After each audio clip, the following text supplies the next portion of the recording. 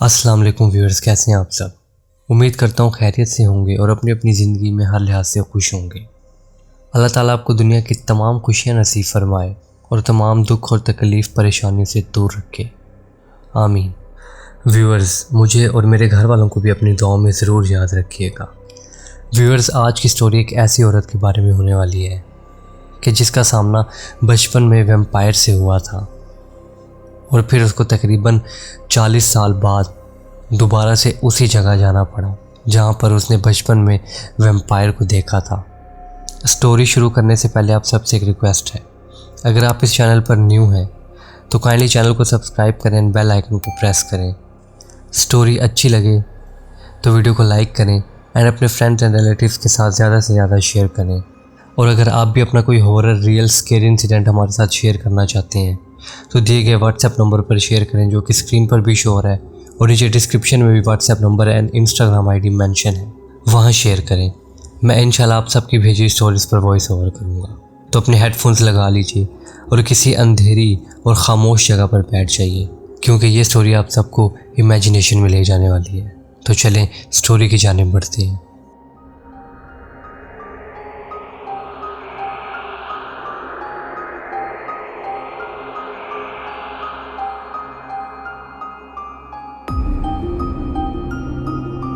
तो व्यूअर्स, आज की स्टोरी एक ऐसी औरत के बारे में है कि जिसके बचपन में उसकी आंखों के सामने ऐसा कुछ हुआ था कि जिसे वो आज तक नहीं भुला सकी। और उस हादसे के तकरीबन 40 साल बाद दोबारा से उसको फिर उसी जगह जाना पड़ा।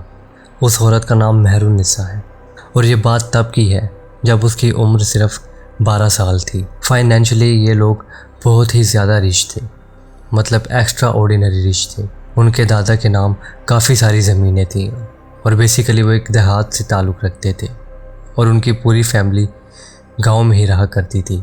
बस मेहरुन्निसा के फादर, उनकी मदर और मेहरुन्निसा सिटी वाली साइड पर शिफ्ट थे और वो मेहरुन्निसा के बचपन से ही शहर में रहा करते थे।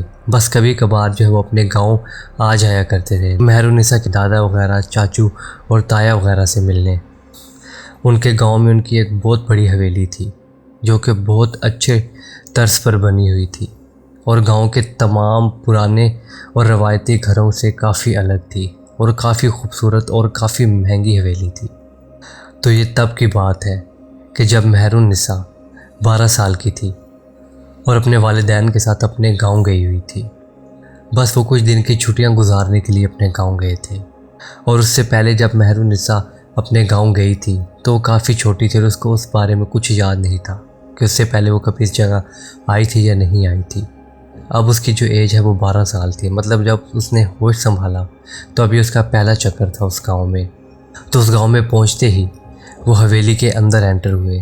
तो हवेली के अंदर एंटर होते ही मेहरुन्निसा ने देखा कि दरवाजे से अंदर एंटर होते सामने बड़ी सी दीवार पर उसके चाचू और ताया अबू की तस्वीर लगी हुई थी और उन दोनों के मुंह से ऐसे लग रहा था कि जैसे खून बिल्कुल ख़त्म कर दिया गया हो। और उनके गले में कॉलर थे, मतलब जो रुमाल टाइप बांधा हुआ होता है वो ब्लैक कलर का दोनों के गले में। और वो तस्वीरें ऐसे लग रही थीं कि जैसे वो दो इंसान नहीं बल्कि दो कठपुतलियाँ हैं। और बताता चलूँ कि उस टाइम उसके ताया और चाचू दोनों का इंतकाल हो चुका था और उन दोनों की शादी भी ना हुई थी। बस मेहरुन्निसा के फादर की शादी हुई थी। उसके अलावा उसके ताया और चाचू दोनों कुंवारे ही फौत हो गए थे और बस दादा ज़िंदा थे और उनकी फैमिली में कोई भी पर्सन नहीं था। ना ही उसके दादा की कोई और बेटियां थीं, ना ही कोई फूफा वगैरह और ना ही कोई और। बस अब उसकी फैमिली में उसके दादा, उसके माँ बाप और वो ख़ुद थी। और उस हवेली के कुछ मुलाजिम थे जिसमें से एक खादमा थी कि जिसको मेहरुन्निसा देखते ही काफ़ी खौफज़दा हो गई थी। पता नहीं उसमें ऐसा क्या था कि मेहरुन्निसा उसको देखते ही खौफज़दा हो गई थी और रोने लगी थी। लेकिन उस खादमा ने कहा कि मेहरुन्निसा को मुझे दे दें, मैं इसके साथ खेलती हूँ और इसका दिल बहलाने की कोशिश करती हूँ। लेकिन मेहरुन्निसा की वालिदा ने कहा कि हमारे साथ हमारी पर्सनल मेड आई हुई है और मेहरुन्निसा उसके साथ बहुत अटैच है और उसके अलावा किसी के पास नहीं सोती, तो आप इसकी फ़िक्र छोड़ दें, वो इसको संभाल लेगी, आप परेशान ना हो। लिहाजा वो खादमा वहाँ से चली गई और ये सब लोग लॉन में बैठ गए اور آپس میں باتیں کرنے لگے۔ لیکن پتہ نہیں کیوں جیسے ہی وہ خادمہ آتی تھی سامنے تو مہر النساء اپنی والدہ کو چپک جاتی تھی اور آ کر ان کے پاس بیٹھ جایا کرتی تھی اور کافی ڈری ڈری سی لگتی تھی۔ تو مہر النساء کی والدہ اس کا یہ رویہ دیکھ کر کافی حیران ہوئی کہ یہ اس طرح کیوں کر رہی ہے۔ لہٰذا مہر النساء کی والدہ نے مہر النساء سے کہا کہ تم اس خادمہ کے ساتھ ایسا رویہ کیوں اختیار کر رہی ہو؟ وہ بیچاری دکھی ہو جائے گی کہ مجھ میں ایسا کیا ہے کہ یہ بچی مجھ سے ڈر رہی ہے، اور میرے اس کے سامنے آتے ہی یہ بالکل غصے میں آ جاتی ہے۔ تو مہر النساء نے اپنی والدہ سے کہا کہ مجھے یہ خادمہ ذرا پسند نہیں، بالکل بھی پسند نہیں، اور میں اس سے بالکل بھی بات نہیں کروں گی۔ یہ کہہ کے مہر النساء حویلی کے اندر چلی گئی اور اس کی میڈ بھی اس کے پیچھے پیچھے اس کے ساتھ چلی گئی، اور مہر النساء اپنی میڈ کو لے کر اپنے کمرے میں چلی گئی اور وہاں جا کر دونوں بیٹھ گئے اور آپس میں باتیں کرنے لگے، ویسے ہی ادھر ادھر کی اور گاؤں کے بارے میں۔ بہرحال اب رات ہو چکی تھی اور سارے اپنے اپنے کمرے میں جا کر سونے کی تیاری کر رہے تھے۔ مہر النساء کے دادا بھی اپنے کمرے میں چلے گئے تھے اور مہر النساء کے والدین بھی، لیکن مہر النساء اپنی میڈ کے ساتھ سویا کرتی تھی، تو وہ اپنی میڈ کے ساتھ اپنے کمرے میں چلی گئی سونے کے لیے۔ تو بتاتا چلوں یہ کافی پرانے عرصے کی بات ہے، تو اس ٹائم بجلی وغیرہ تو ہوا نہیں کرتی تھی، تو اسی لیے پوری حویلی میں کینڈلز وغیرہ جلی ہوئی ہوتی تھی اور ان کی مدھم مدھم اور سنہری روشنی پوری حویلی میں پھیل رہی ہوتی تھی، اور کمروں میں بھی ہلکے ہلکے دیے جلے ہوئے ہوتے تھے۔ اب مہر النساء بیڈ پر اپنی میڈ کے ساتھ سوئی ہوئی تھی کہ اچانک سے اس کو زور زور کی آواز آنے لگی کہ جیسے کوئی بہت زور سے غرا رہا ہو اور عجیب عجیب آوازیں نکال رہا ہو۔ مہر النساء کو کافی ڈر سا فیل ہوا، تو اس نے اپنی میڈ کو اٹھانے کی کوشش کی، لیکن اس کی کافی کوشش کرنے کے باوجود بھی وہ میڈ نہ اٹھی اور اس نے آگے سے کوئی جواب بھی نہ دیا، نہ ہلی۔ مہر النساء یہ دیکھ کر کافی حیران ہوئی کہ آج میڈ کو کیا ہوا ہے، نہ ہی وہ جواب دے رہی ہے اور نہ ہی وہ اٹھ رہی ہے۔ لہٰذا اس نے اس کو دوبارہ نہیں اٹھایا اور خود بیڈ سے اٹھی اور کھڑکی کی جانب جانے لگی، جو روم میں کھڑکی لگی ہوئی تھی۔ اس سے وہ دیکھتی کیا ہے کہ وہی خادمہ جس سے وہ کافی چڑ رہی تھی، اس کے دونوں ہاتھ اس نے ہوا میں پھیلائے ہوئے تھے اور اس کے بال کھلے ہوئے تھے، اور وہ آسمان کی طرف دیکھ کر کافی عجیب عجیب آوازیں نکال رہی تھی۔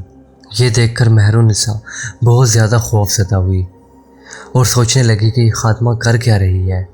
ابھی وہ اس کو اسی حالت میں دیکھ ہی رہی تھی کہ وہ خادمہ باہر لون سے حویلی کے مین دروازے سے اندر جانے لگی۔ تو مہر النساء کو بھی تجسس ہوا اور اس کو کیوریوسٹی سی ہوئی کہ یہ اب اندر کیا کرنے آ رہی ہے۔ لہٰذا وہ ابھی 12 سال کی تھی اور بچوں والا ہی دماغ تھا اس کا، تو اپنے کمرے سے باہر نکل گئی، بالکل آہستہ آہستہ چھپکے سے، دیکھنے کے لیے کہ یہ اب خادمہ کرتی کیا ہے۔ اور وہ اس کو دیکھنے لگی اور اس کا چھپ چھپ کر پیچھا کرنے لگی پلرز کے پیچھے سے۔ تو دیکھتی کیا ہے کہ وہ خادمہ اس کے دادا کے کمرے کی طرف جا رہی تھی، تو وہ بھی آہستہ آہستہ سے اس کا پیچھا کرنے لگی، اور جیسے ہی وہ خادمہ اس کے دادا کے کمرے کا دروازہ کھول کر اندر گئی تو دروازہ تھوڑا سا کھلا رہ گیا۔ تو مہر النساء بھی پڑے ہوئے ٹیبل کے پیچھے سے چھپ کر دیکھنے لگی کہ وہ اندر کر کیا رہی ہے۔ ابھی مہر النساء دیکھ ہی رہی تھی اسے کہ اتنی دیر میں سے غلطی سے ٹیبل پہ پڑا ہوا سٹیل کا گلاس نیچے گر گیا، اور اس کی آواز سے وہ خادمہ فوراً پیچھے دیکھنے لگی۔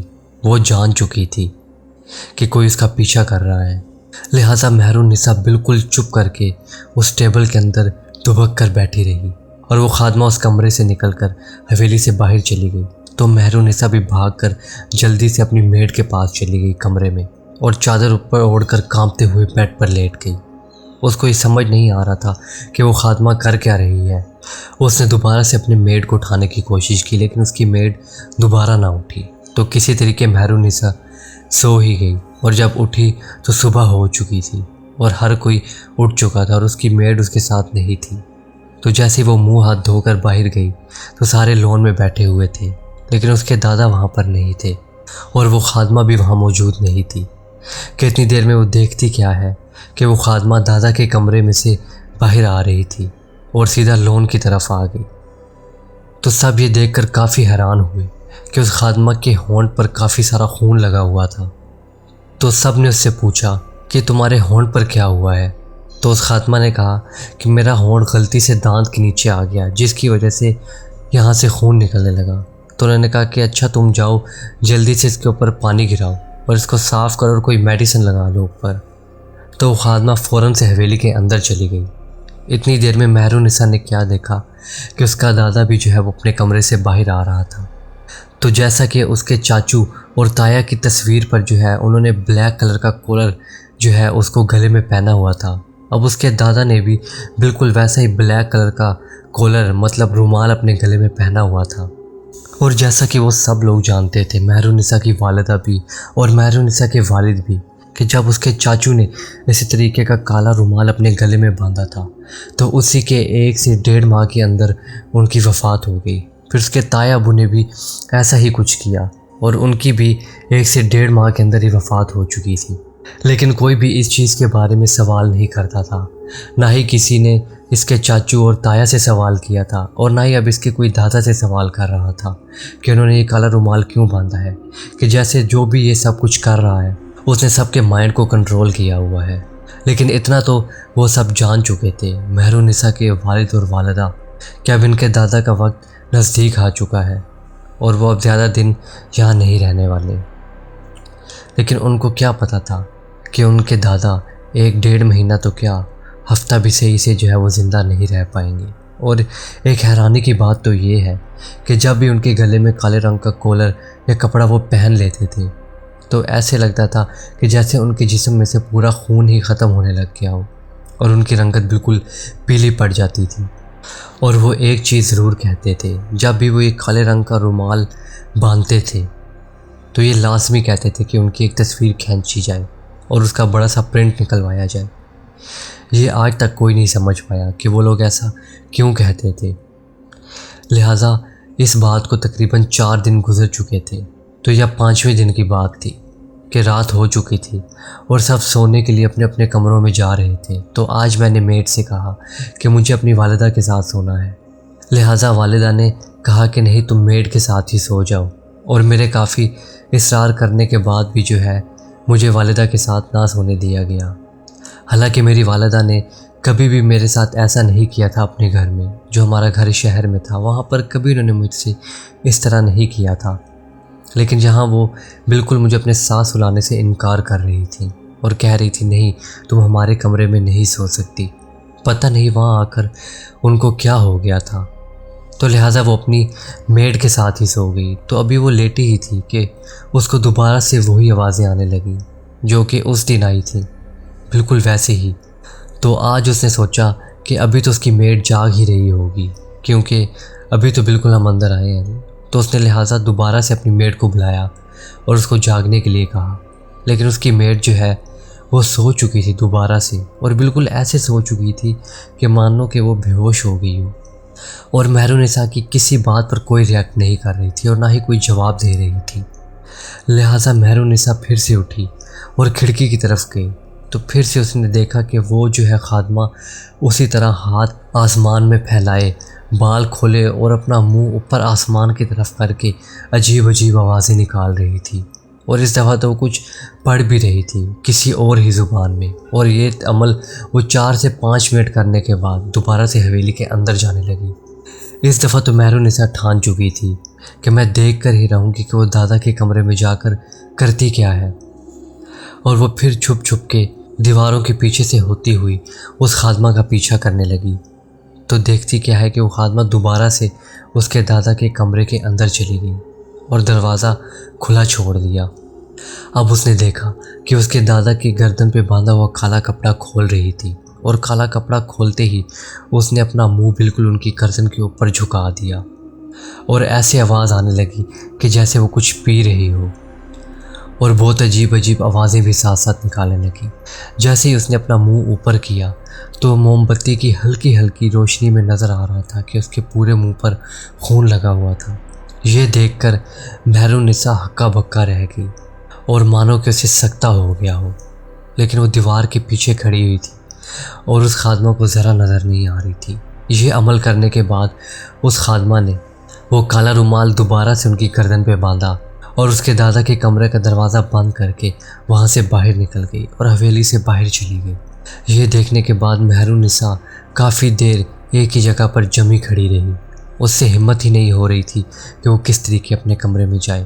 تھوڑی دیر بعد جب اس کے جسم میں جان آئی تو وہ ہلکا ہلکا کر کے اپنے کمرے کی طرف بڑھنے لگی اور پھر جلدی سے اپنے کمرے کی طرف بھاگی اور دروازہ اندر سے بند کر لیا اور کھڑکیوں کو بھی بند کر دیا اور اپنی میڈ کے ساتھ جا کر لیٹ گئی۔ اس نے دوبارہ سے میڈ کو اٹھانے کی کوشش کی، لیکن میڈ تو ایسے سو رہی تھی کہ جیسے اس کو کسی نے نشہ دے دیا۔ وہ کسی طریقے ڈرتے ڈرتے کافی دیر بعد سو ہی گئی، اور جب صبح اس کی آنکھ کھلی تو دیکھتی کیا ہے کہ اس کی والدہ اور والد دونوں رو رہے تھے اور گھر کے تمام ملازمین بھی رو رہے تھے۔ تو اس کو پتہ چلا کہ یہ سب اس لیے رو رہے ہیں کیونکہ اس کے دادا کی وفات ہو چکی ہے اور وہ اب اس دنیا میں نہیں رہے۔ یہ سن کر وہ رات والا سارا نظارہ اس کی آنکھوں کے آگے دوبارہ آنے لگا کہ جو وہ خادمہ رات کو کر رہی تھی، اور وہ بالکل سہم کر ایک کونے میں بیٹھ گئی۔ اس کو اپنے دادا کے اس دنیا سے چلے جانے کا بھی کافی افسوس تھا، لیکن اس کو اس چیز کی بھی بہت حیرانی اور کافی ڈر اور خوف تھا کہ وہ خادمہ نے ہی ان کے ساتھ سب کچھ کیا ہے۔ لہٰذا اس کے دادا کی تمام رسومات کو کیا گیا، ان کی تدفین کی گئی، جنازہ وغیرہ پڑھایا گیا اور اس سے 3 دن بعد ان کی کل خوانی کروائی گئی۔ اور مہرالنساء اب کافی ڈپریس ہو چکی تھی، مطلب وہ کافی چڑچڑی ہو چکی تھی۔ نہ ہی اپنی والدہ نہ ہی اپنے والد کو صحیح طریقے سے بلاتی تھی اور نہ ہی ان سے صحیح طریقے سے بات کرتی تھی۔ یہ دیکھ کر مہرالنساء کے والد اور والدہ کافی پریشان ہوئے اور سوچنے لگے کہ اب ہمیں یہاں سے شہر واپس جانا چاہیے۔ بے شک چھٹیاں تو ابھی رہتی تھیں، لیکن وہ بس اب یہاں پر اور نہیں رہنا چاہتے تھے۔ ابھی مہرالنساء کے دادا کو فوت ہوئے 4تھا دن تھا کہ وہی خادمہ ایک بڑی سی تصویر لے کر اس کے دادا کی، کہ جس میں انہوں نے وہی کالا رومال اپنی گردن پر باندھا ہوا تھا، اور جو تصویر انہوں نے کچھ دن پہلے کھنچوائی تھی وہی تصویر اس نے بڑی سی پرنٹ میں ایک فریم میں لگا کر اور ان دونوں کی تصویر کے ساتھ لگا دی، مطلب اس کے چاچو اور اس کے تایا کی تصویر کے ساتھ لٹکا دی۔ اور حیرانی کی بات تو یہ تھی کہ اس کے بارے میں اس سے کسی نے کوئی سوال بھی نہیں کیا، نہ ہی اس کے والد نے، نہ ہی والدہ نے، اور نہ ہی گھر کے کسی ملازمین نے۔ میں یہ ساری چیزیں دیکھ کر کافی حیران ہو رہی تھی جو کچھ بھی اس حویلی میں چل رہا تھا، لیکن بس میں اب جلد سے جلد اپنے گھر جانا چاہتی تھی، اور میں ضد کرنے لگی کہ مجھے یہاں ایک بھی دن اور نہیں رہنا۔ اور میری کافی ضد کرنے کے بعد میری والد اور والدہ تیار ہو گئے شہر جانے کے لیے، لیکن وہ خادمہ پتنی کیوں میرے والد کو وہاں پر روکنے پر کافی اصرار کر رہی تھی کہ آپ کے والد کو فوت ہوئے ابھی تو کچھ ہی عرصہ ہوا ہے، گنتی کے 4 دن ہوئے ہیں، اور آپ لوگ ابھی سے جا رہے ہو۔ اور وہ میرے والد کی طرف کافی شیطانی نظروں سے دیکھ رہی تھی، لہٰذا وہ اب وہاں کسی صورت نہیں رکنا چاہتی تھی۔ مہرالنساء نے کافی فورس کرنے کے بعد اپنے گھر والوں کو، مطلب اپنے والدین کو منا لیا شہر واپس جانے کے لیے، اور وہ وہاں سے ہمیشہ کے لیے دوبارہ شہر واپس چلے گئے اور کبھی اس حویلی کی طرف دوبارہ رخ نہ کیا۔ اب مہرالنساء کی عمر 52 سال ہو چکی تھی اور اس کے والدین فوت ہو چکے تھے، اور وہ شہر میں بالکل اکیلی رہا کرتی تھی، مطلب وہ ناولز اور آرٹیکلز وغیرہ لکھا کرتی تھی اور کتابیں بھی، اور ان کو پبلش بھی کروایا کرتی تھی، اور اپنے کام کے ساتھ کافی بیزی رہتی تھی، اور اس نے شادی بھی نہ کی تھی، اور جو سب کچھ اس کے ساتھ حویلی میں ہو چکا تھا وہ سب کچھ بھول چکی تھی، اور اس کے بعد سے وہ کبھی حویلی کی طرف نہیں آئی تھی۔ لیکن آگے کچھ ایسا ہوا کہ اس کو پھر سے 40 سال بعد دوبارہ اس حویلی کی طرف جانا پڑ گیا۔ تو وہ کیا وجہ تھی اور دوبارہ وہ کیوں حویلی گئی، اور دوبارہ حویلی جانے کے بعد اس کے ساتھ کیا ہوا، تو یہ جاننے کے لیے اس سٹوری کے نیکسٹ پارٹ کا ویٹ کیجئے جو کہ اس چینل پر اپلوڈ کی جائے گی۔ اور اگر آپ اس کا نیکسٹ پارٹ سننا چاہتے ہیں اور اس چینل پر نیو ہے اور ابھی تک سبسکرائب نہیں کیا تو چینل کو سبسکرائب کریں تاکہ اس کا نیکسٹ پارٹ جیسے ہی اپلوڈ ہو آپ کو نوٹیفیکیشن آ جائے۔ اس کا نیکسٹ پارٹ بھی کافی مزیدار ہونے والا ہے، تو اسٹے ٹیون۔